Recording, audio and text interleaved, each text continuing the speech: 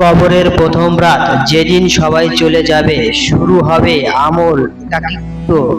যে মানুষটাকে আজ কাঁধে করে কবর পর্যন্ত নিয়ে আসা হবে, কবরের মুখে নামিয়ে দিয়েই সবাই বলে উঠবে, চলো এখন ফিরে যাই। কিন্তু সে মানুষটা থেকে যাবে একাই, সম্পূর্ণ একাই। সেই রাতটা হবে জীবনের সবচেয়ে অন্ধকার রাত। না থাকবে আলো, না থাকবে মোবাইল, না থাকবে কোনো মানুষ, শুধু থাকবে আমল আর কর্মের হিসাব। কবর আমাদের প্রতিদিন ৭০ বার করে বলায়, আমি কিন্তু অন্ধকারের ঘর, আমি কিন্তু একাকিত্বের ঘর, আমি কিন্তু সাপ বিচ্ছু পোকামাকড়ের ঘর। এমন ঘর এই পৃথিবীতে কোথাও নেই। আজকে তুমি হাসি ঠাট্টা, গান বাজনা, খারাপ কাজে লিপ্ত থাকো, নামাজ পড়ো না।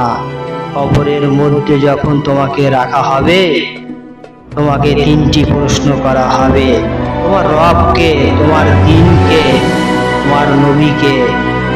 সেদিন উত্তর মুখে নয়, উত্তর দেবে তোমার আমল। যা আজ গোপন, সেদিন সব প্রকাশ। আজ যে পাপগুলো মানুষ জানে না, আজ যে চোখের অশ্রু মানুষ দেখেনি, সবাই কবরে রেখে চলে আসবে আমাকে একা রেখে। ওই আমি তো কোনোদিন ভাবিও নাই আমি মারা যাব। আমি একা একা কিভাবে থাকবো? ভাই আমার, বোন আমার, কবরের কথা চিন্তা করুন। কবরে গেলে তো লাভ নাই, তাই আজ কবরের কথা বেশি বেশি ভাবি।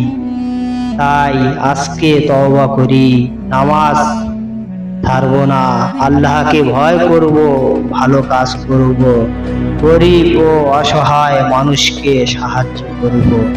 আজ সুযোগ আছে, কাল নাও থাকতে পারে। আজ তওবা করলে দরজা খোলা, আজ চোখের পানি ফেললে আল্লাহ গ্রহণ করবেন। কিন্তু কবরের ভেতর গিয়ে আর সুযোগ নেই। যে বিছানায় আজ ঘুমাই, কাল সেটাই হবে কবরের জন্য অনুশীলন।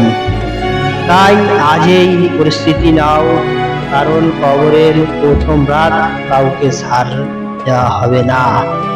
আমার প্রিয় ভাই ও বোনেরা, আপনাদের কাছে যদি আমার এই ভিডিওটি ভালো লাগে, তাহলে চ্যানেলটি সাবস্ক্রাইব করতে পারেন।